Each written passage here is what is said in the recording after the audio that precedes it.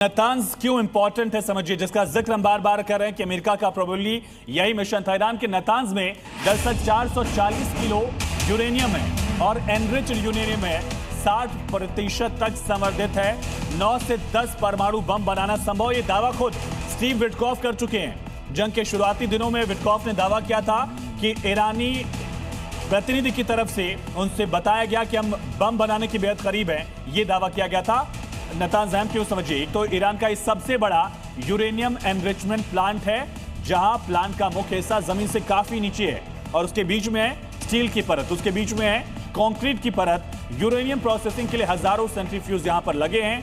440 kilogram uranium मौजूद है जो 60% तक एनरिच्ड है। और दीपक वोरा सर भी कह रहे हैं कि न्यूक्लियर वॉर हो सकता है अगर यह मिशन पूरा नहीं हुआ है, जिसकी संभावना दिख रही है, तो कोई बहुत बड़ी कार्रवाई ट्रंप करने वाले हैं क्या।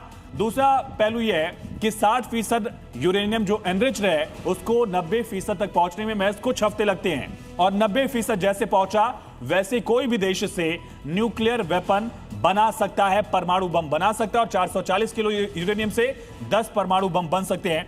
वोरा सर, एक बहुत बड़ा मिशन रहा होगा अगर इस अफसर के दावे में दम है। अगर ये मिशन नाकाम रहा तो फिर अगला कदम क्या होगा, जिसका इशारा आप कर रहे हैं?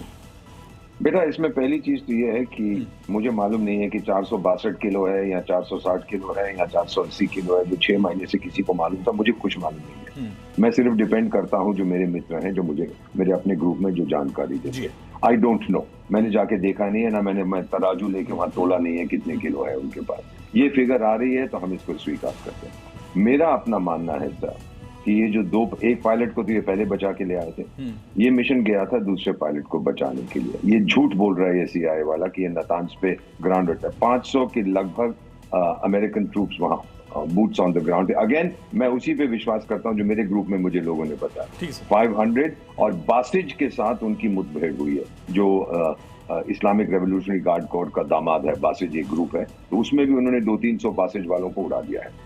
इस आदमी को ये लेके आए हैं। ट्रंप ने जो पोस्ट किया था सर, ये जो कर्नल था ये अब अपने परिवार के साथ है। वो झूठ नहीं है कि उसको निकाला है। अब मेरा एक सवाल उठता है, शायद कर्नल साहब बताएंगे। ईरान कहता है कि हम इसको पकड़ के लाओ, तो हम जो लोग पकड़ के लाएंगे उनको $60,000 देंगे। क्यों भाई? आपको उन लोगों की राष्ट्रवादी फीलिंग, आप तो कहते हैं हम ये कर देंगे, वो कर देंगे, हर ईरानी बर्बाद हो जाएगा, तो पैसे देने की क्या जरूरत?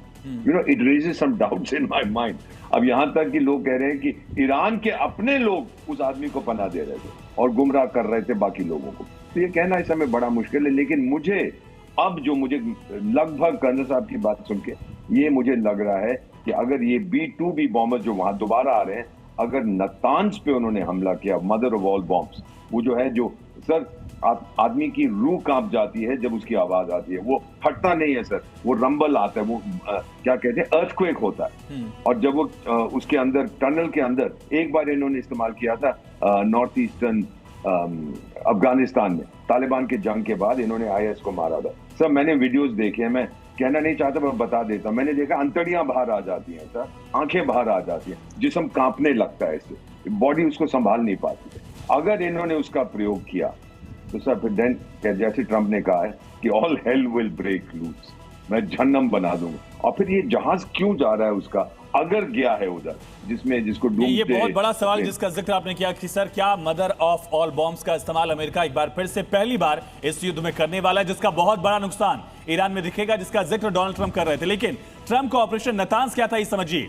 एक तो C-130 लिटिल बर्ड्स हेलीकॉप्टर से कमांडोज को वहां पर उतारने की कोशिश थी, दूसरी तरफ F-15E से एयर कवर दिया जा रहा था ताकि वहां ऑन ग्राउंड ट्रूप्स जो उतर रही हैं उनको कोई दिक्कत ना हो। लेकिन इसी दौरान F-15 जो है वो ईरानी मिसाइल का शिकार होता है। इंफ्रारेड से टारगेट सेट किया गया, इंटरसेप्ट किया गया, उसके बाद हमला।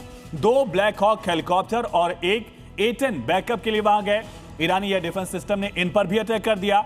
F-15 से इसी दौरान दोनों पायलट यानी कि पायलट और नेविगेटर एजेक्ट करते हैं। पैराशूट से वो नीचे की तरफ पहुंचने की कोशिश करते हैं। एक पायलट का रेस्क्यू किया गया, दूसरे नेविगेटर को बचाने में 36 घंटे का वक्त लगा। ऑपरेशन नतान्ज क्यों इंपॉर्टेंट था मयंक सर?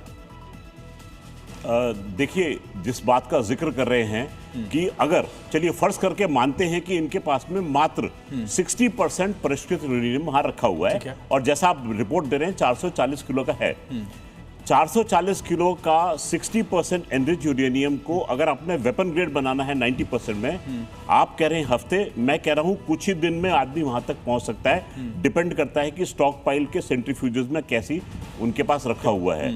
अगर मान लेते हैं इनके पास में इतना ही कम है, 60% है, इससे एक चीज की इजाद होती है, वो होती है डर्टी बॉम्ब। तो आप इस यूरेनियम को लेकर, जैसे पूरी की पूरी प्रक्रिया जो है वो नहीं होगी, परंतु आप कन्वेंशनल एक्सप्लोसिव के साथ मिलाकर इसको एक्सपोज करेंगे तो एक रेडियोलॉजिकल डेटोनेटिंग डिवाइस बन जाएगा।